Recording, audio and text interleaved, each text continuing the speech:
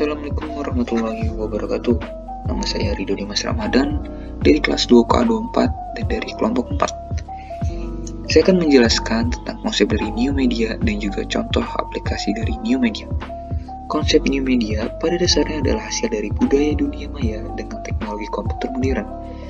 Data digital dikendalikan oleh software dan teknologi komunikasi terkini yang semakin berkembang pesat. Sebagian besar teknologi yang dideskripsikan sebagai new media bersifat digital dan seringkali memiliki karakteristik dapat terhubung ke jaringan, dapat dikompres, interaktif, dan tidak memihak. Kaum muda tertarik pada cara mudah mendapatkan informasi dengan segala sesuatu yang berbasis internet atau smartphone yang memberikan mereka informasi pilihan kapanpun, dimanapun, dan ke siapapun. Anak muda jadi tidak perlu menunggu jadwal siaran berita di televisi hanya untuk mendapatkan suatu informasi. Mereka bisa mendapatkan dari blog, internet, portal berita online, Facebook, YouTube, podcast, dan bahkan SMS. Semuanya itu adalah contoh dari new media. Dan di sini saya akan menjelaskan tentang Google Maps. Di sini saya akan menjelaskan tentang salah satu aplikasi new media yaitu Google Maps. Sebelum adanya Google Maps, kita sangat kesulitan untuk mencari alamat tujuan kita. Dengan adanya Google Maps, sangat membantu kita untuk mencari alamat tujuan kita. Dengan sangat cepat dan efisien, tidak menghabiskan waktu yang begitu banyak untuk menemukan alamat tujuan kita. Oh iya teman-teman, sebelum kalian untuk menggunakan Google Maps, pastikan Anda memiliki internet di HP kalian atau Wi-Fi yang berhubung ke dalam laptop kalian untuk membuka aplikasi Google Maps. Karena aplikasi Google Maps ini sangat membutuhkan internet. Jika kalian tidak memiliki internet, maka aplikasi Google Maps tidak akan bisa berjalan. Dan yang kedua, kalian wajib untuk menyalakan location yang ada di HP atau di laptop kalian. Di sini saya akan menjelaskan cara menggunakan Google Maps. Buka set panel, masukkan alamat dengan yang kita tuju. Saya akan masukkan Gunadarma Kampus J1. Jika gambar dan juga alamatnya sudah benar, kita bisa klik direction. Fungsi direction ini adalah untuk menuntun kita dari lokasi kita sekarang saat ini sampai ke alamat tujuan kita. Lokasi saya saat ini adalah saya di rumah dan alamat tujuan saya itu adalah ke kampus Gunadarma J1. Jika saya menggunakan mobil, saya akan menempuh jarak sekitar 13,9 km dari rumah saya sampai ke kampus dengan estimasi waktunya kurang lebih 24 menit. Di sini ada warna biru di setiap perjalanan, ada warna biru dan warna orange.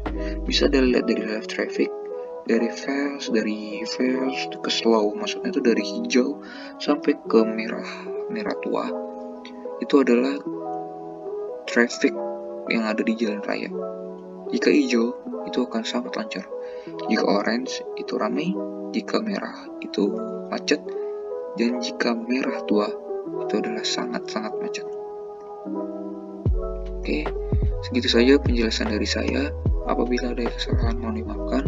Wassalamualaikum warahmatullahi wabarakatuh. Perkenalkan, nama saya Rivaldo Marcin Sayon dari kelompok 4, ingin melanjutkan presentasi mengenai media lama dari aplikasi yang kita bahas, yaitu Maps. Maps adalah perusahaan digital di bidang pemetaan web berbasis peta yang dikembangkan oleh Google. Pada saat era digital belum berkembang pesat, Maps awalnya adalah kumpulan program yang disatukan dari berbagai perusahaan. Atau bisa dibilang, Google mewadahi semua perusahaan menjadi suatu kesatuan sehingga bisa terciptanya suatu aplikasi yang kita bisa sebut Maps. Pada artikel yang saya ambil dari merdeka.com dan Wikipedia, program yang pertama kali diambil oleh Google adalah suatu program dari C++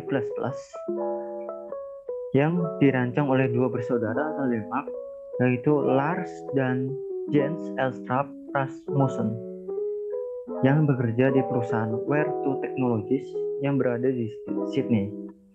Tapi perusahaan tersebut sudah pindah tangan atau diakuisisi oleh Google Incorporation. Pertama kali, Maps dirancang untuk diunduh terpisah oleh pengguna. Tetapi pada tahun 2004, Google mengajukan ide untuk menggabungkannya dan membuat suatu aplikasi yang kini dinamakan Maps.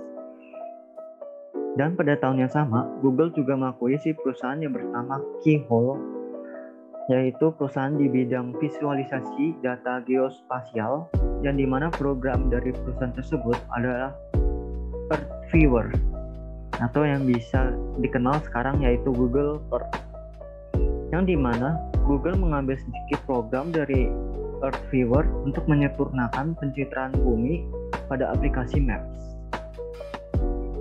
Pada bulan September tahun 2004, Google kembali ingin menyempurnakan aplikasi Maps-nya dengan kembali mengakuisisi perusahaan ZipDisk yang berperan menganalisis lalu lintas sesuai waktu nyata, yang dimana teknologi tersebut dapat kita temui sekarang pada fitur di Maps jika kita ingin menentukan suatu lokasi, dan dimana fitur tersebut akan mengarahkan kita ke jalan yang tercepat atau tidak macet.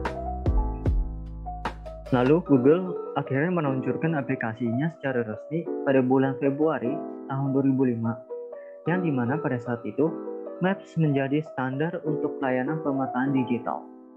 Tidak berhenti di situ, Maps juga ingin menghadirkan suatu fitur yang dinamakan Street View dan juga beberapa fitur lainnya agar pengguna Google tidak perlu harus bergantung pada pihak ketiga untuk mendapatkan suatu informasi.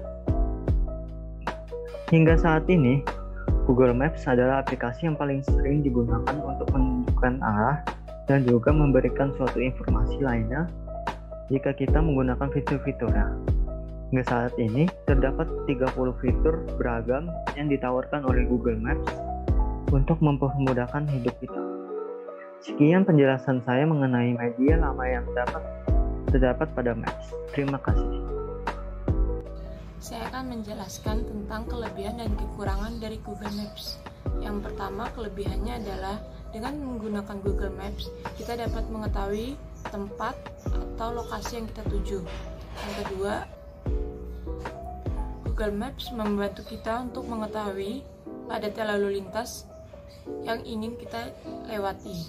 Ketiga, dengan adanya Google Maps, kita dapat melewati jalan-jalan tikus untuk sampai ke lokasi tujuan dengan cepat. Yang keempat, fitur-fitur dalam Google Maps membantu kita mencari tempat-tempat seperti restoran, SPBU, rumah sakit, dan lain-lain yang ada di sekitar kita. Yang kelima, dengan adanya Google Maps, kita dapat mengetahui estimasi waktu tiba kita ke lokasi tujuan.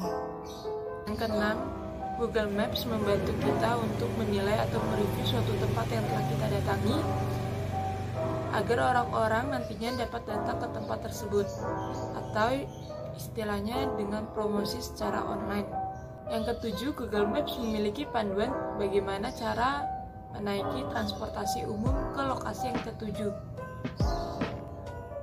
Kekurangannya adalah Google Maps tidak bisa membaca transportasi apa yang sedang kita bawa. Terkadang Google Maps mengarahkan ke jalan-jalan sempit yang tidak bisa dilalui mobil, atau membawa kita ke daerah-daerah yang portalnya sedang ditutup dan tidak bisa dilalui oleh motor juga, sehingga kita harus kembali ke jalan utama lagi. Estimasi yang diberikan Google Maps tidak dapat menjadi patokan utama agar kita dapat sampai ke lokasi tujuan.